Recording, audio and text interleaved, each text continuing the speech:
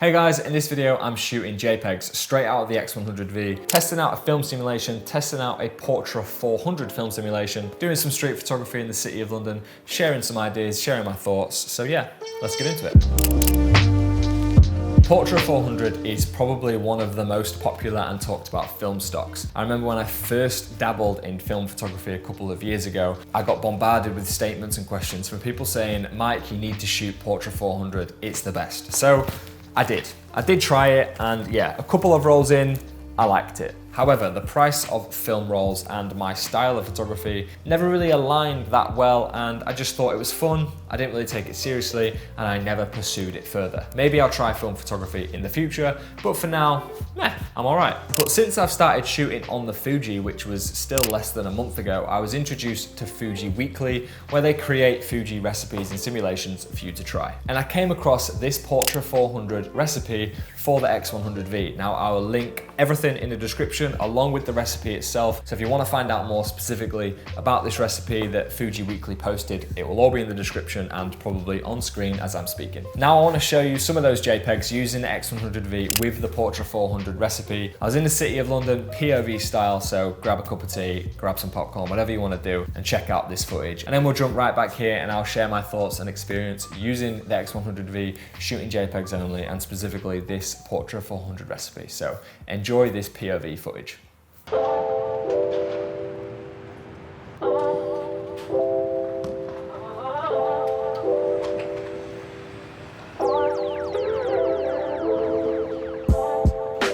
The camera settings I used all day pretty much stayed the same, so auto ISO, auto shutter speed. I never normally shoot on auto, but for the sake of using the Fuji and the JPEGs, I wanted to see what the camera could do really, and yeah, auto settings for shutter speed and ISO, and then F4 for the f-stop. Just getting warmed up at the beginning here, shooting some very basic architecture photography.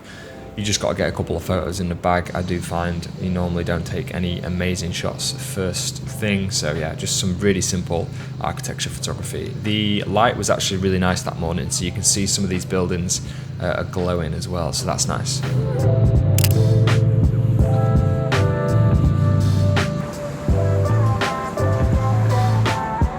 So I spotted these guys cleaning the window, and I kind of just hovering around for a little bit.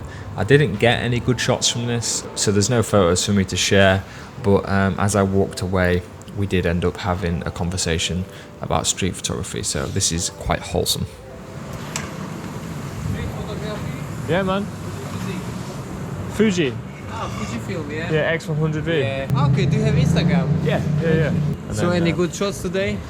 Well, just warming up, just got off the train, so that's nice. Oh, you get nice bright side. That's very nice. One day you like to, we can go for like... Yeah, go for a little walk around. Yeah. Grab some coffee, shoot some photos. Yeah. So after that lovely little interaction, making friends, as you do, I found this texture on this building, and there was something about it that was appealing. I don't really know what it was, but as you can see, I did take one initial photo, but I don't think I like the composition, so I just hover around for 5 minutes and then take a couple more photos.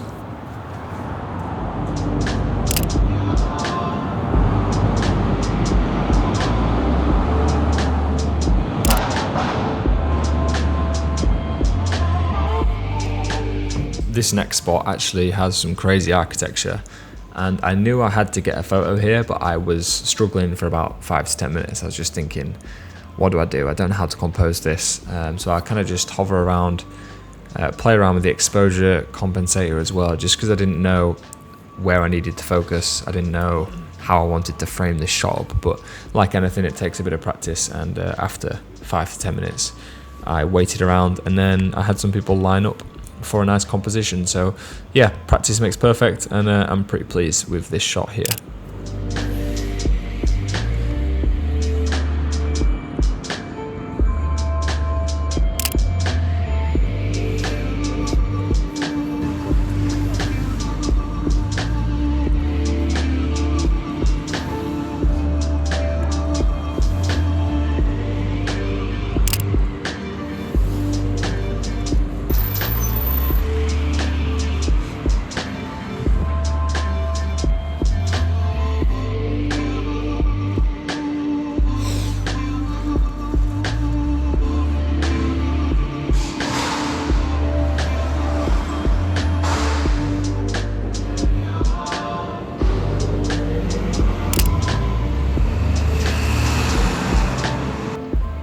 So this next shot coming up ended up being one of my favorites from the entire day.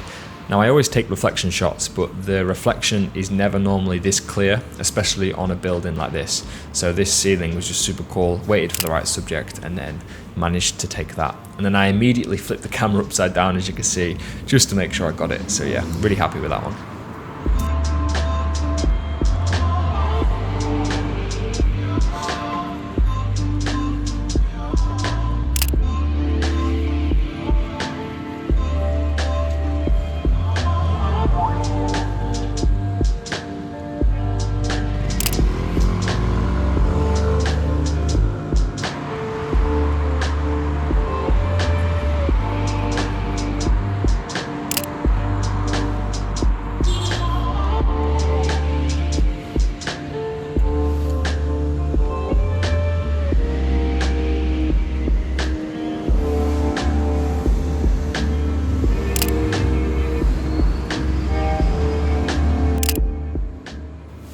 This next group of photos on screen doesn't have any GoPro footage to go with it. I think I put it away when I went into a shop and then forgot to put it back on. But there's a couple of photos coming up where this light was just hitting this alleyway so beautifully. And yeah, I was here for 10 or 15 minutes, properly just milking this spot. And the Portra 400 looks so clean on these images. So yeah, really, really happy with these ones as well.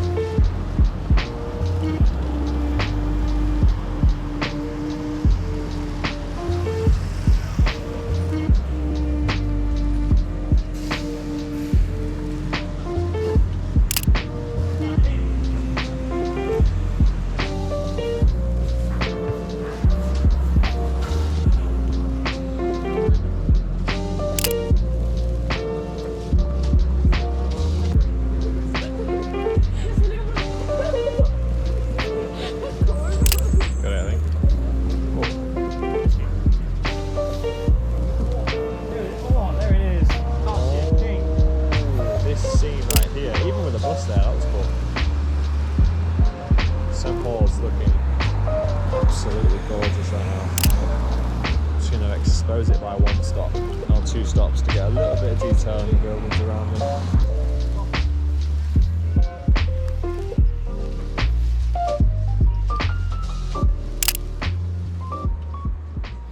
For years now, with my photography, I loved using RAW files. I loved putting the RAW files into Lightroom. I loved editing RAW files, and JPEGs never really excited me that much.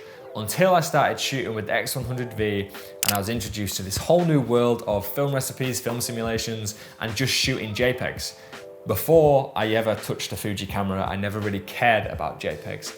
But since I've been using the X100v, I've loved it, and I feel like I've discovered street photography all over again. I've been using this Portra 400 recipe for a couple of weeks now, and the X100v is pretty much my everyday carry. I take it wherever I go, and therefore I've been taking photos of anything and everything. So I'll share some photos on screen now of, you know, random coffee shops I've been in, random little walks I've been on, and the Portra 400 recipe has looked great in literally any situation. And I know this film recipe isn't going to be exactly the same as what a authentic Kodak Portra 400 film stock would look like. I know there's going to be some differences, but as someone that doesn't really shoot film that often, and as someone that loves getting a vibe or creating an atmosphere in my photos, the Fuji X100v combined with a film recipe is just like the perfect partnership. I might even start creating my own film recipe at some point, but I don't know how well that'll go because I feel like I'm still not that experienced with the X100v and the settings within it, so that might take some testing. Regardless, my experience with the Portra 400 recipe is it not only worked with street photography in London, but it's also worked in many other scenarios as well, and I've just loved the overall vibe that it's given. Over the last week or so, since I've been speaking to photographers and friends, I've kept saying the same thing,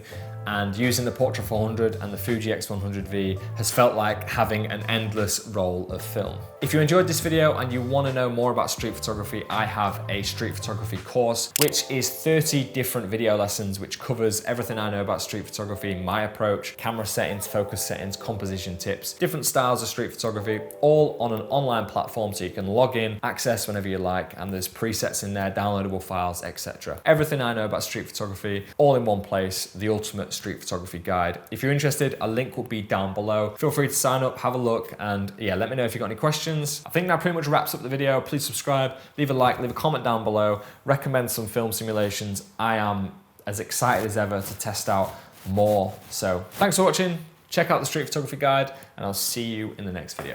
Peace.